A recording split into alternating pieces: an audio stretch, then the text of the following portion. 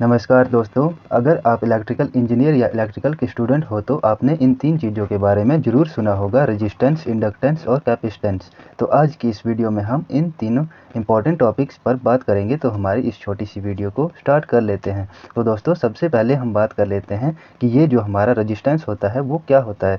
तो दोस्तों, हम हमारे रेजिस्टेंस को ओहम में मापते हैं। मतलब कोई भी उपकरण जो हमारे करंट के रास्ते में रुकावट पैदा करता है उसे हम रेजिस्टिव सर्किट कहते हैं। ये जो हमारे रेजिस्टिव सर्किट होते हैं ये हमारे तीन प्रकार के होते हैं। तो तीन प्रकार के कौन कौन से? सबसे पहले रेजिस्टेंस, फिर दूसरा रिएक्टेंस और तीसरा इम्पीडेंस सर्किट। दोस्तों, ये हमारे तीनों रेजिस्टेंस, रिएक्टेंस और इम्पीडेंस जो सर्किट, मतलब इन तीनों सर्किटों को हम ओहम में ही मापते हैं। दोस्तों, ये जो हमारे तीनों रेजिस्टिव सर्किट होते हैं इनके बारे में आपको पता होना चाहिए। दोस्तों, वीडियो अच्छी लगे तो वीडियो को एक लाइक ज़रूर कर दीजिएगा।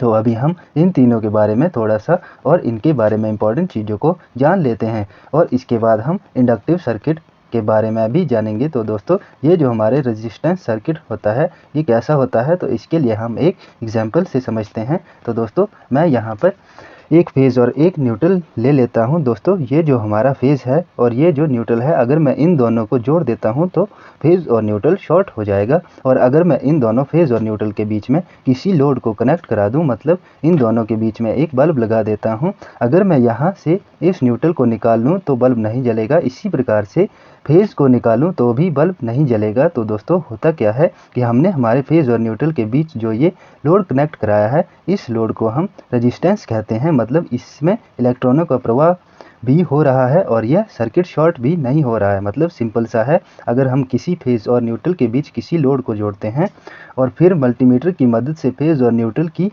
वैल्यू ओहम में मापते हैं, उसे हम रेजिस्टेंस कहते हैं। दोस्तों, अब बात करते हैं हमारे रिएक्टेंस सर्किट के बारे में। दोस्तों, इसको समझने के लिए मैंने यहाँ पर एसी सप्लाई बना लेता हूँ। ये कुछ इस प्रकार से मेरा एसी सप्लाई का साइन होता है। तो रेजिस्टेंस के केस में हमने फेज़ और न्यूट्रल के बीच रेजिस्टेंस लगाई थी और उस रेजिस्टेंस के हीट के कारण जो करंट के रास्ते में रुकावट पैदा हुई थी। तो दोस्तों, यहाँ पर हम रिएक्टेंस के केस में जो एक मोटर को लेते हैं, तो हम क्या करते हैं, इस मोटर को चलाने के लिए हम मोटर के अंदर हम वाइंडिंग, मतलब जो कॉइल होती है, उस कॉइल को आजू बाजू में जो मैग्नेटिक फील्ड बनती है, तो ये जो हमारी मैग्नेटिक फील्ड होती है अब उसको यूज़ में लेते हैं। दोस्तों, जहाँ पर हम मैग्नेटिक फील्ड का इस्तेमाल में करें, जैसे मेरा यहाँ पर एक वायर है, मैंने इसको गोल गोल घुमा करके बहुत सारे टर्न दे दिए हैं, कॉइल कहलाती है। तो दोस्तों, आपको पता है कि कॉइल में एसी करंट को फ्लो कराऊंगा तो इस कॉइल के आसपास मैग्नेट उत्पन्न होता है। इस मैग्नेट से हम हमारे रोटर को घुमाने का काम करते हैं। मैग्नेट धक्का लगाने का काम करता है। दोस्तों, जहाँ पर हमारी मैग्नेटिक फील्ड बन रही है उसको बोलते हैं हम रिएक्टेंस सर्किट। मतलब जहाँ पर कॉइल इंडक्टर का इस्तेमाल होगा वहाँ पर हमारी प्रतिघातीय सर्किट होगा। अब बात करते हैं इम्पीडेंस सर्किट, मतलब प्रतिबाधा प्रतिरोध सर्किट के बारे में।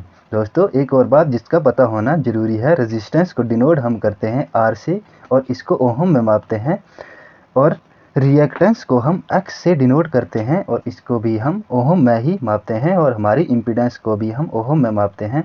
तो दोस्तों, हमारे इम्पीडेंस सर्किट में क्या होता है, जैसा कि हमारे ये फेज़ और न्यूट्रल है, इन दोनों के बीच हमने हमारी रेजिस्टेंस को जोड़ा है और साथ में कोई इंडक्टर, मतलब कोई कॉइल भी जोड़ा है, और हमारे इस सर्किट में एक कैपेसिटर भी जुड़ा हुआ है।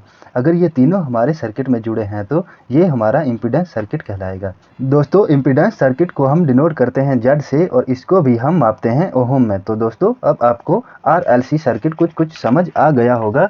मतलब दोस्तों, रेजिस्टिव, इंडक्टिव और कैपेसिटिव सर्किट अभी आपने सीखा कि रेजिस्टिव, इंडक्टिव और कैपेसिटिव इन तीनों को एक ही सर्किट में रखा जाए तो इसको हम इम्पीडेंस सर्किट, मतलब प्रतिबाधा सर्किट कहते हैं। दोस्तों, अभी तक आपको रेजिस्टिव और इंडक्टिव मतलब आर और एल के बारे में पता चल चुका है। अब बात करते हैं हमारे सी मतलब कैपेसिटिव सर्किट के बारे में। तो दोस्तों, ये जो हमारा कैपेसिटर होता है यह भी हमारे करंट को रोकने का काम करता है। आपको पता है कि जब हम पावर फैक्टर को इम्प्रूव करते हैं तो उस समय कैपेसिटर क्या करता है, हमारे करंट की वेव फॉर्म को रोकता है, मतलब हमारे करंट को पीछे करने का काम करता है। तो हमारा ये कैपेसिटर भी एक प्रकार का लोड होता है। तो दोस्तों, ये जो हमारा कैपेसिटिव लोड है यह भी हमारा रिएक्टेंस सर्किट कहलाएगा, जिसको हम एक्स से डिनोट करते हैं। मतलब दोस्तों, इंडक्टिव लोड के लिए हम एक्स एल लिखते हैं और हमारे इस कैपेसिटिव लोड के लिए हम एक्स सी से इसको डिनोट करते हैं। तो दोस्तों उम्मीद है कि आपको आरएलसी सर्किट के बारे में अच्छे से पता चल चुका है।